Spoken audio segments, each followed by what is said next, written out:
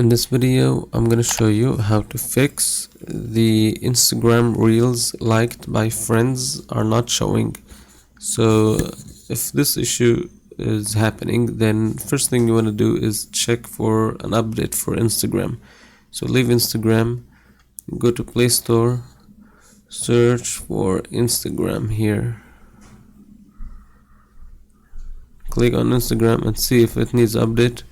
If it shows open instead of update, that means you are already up to date. So if this wasn't the case, then you might wanna actually update your phone software. So if you go to settings in your phone and go all the way down, click on system, software update, and you might wanna see if you have any software updates, because your phone could be incompatible with the whatever like new updates Instagram has.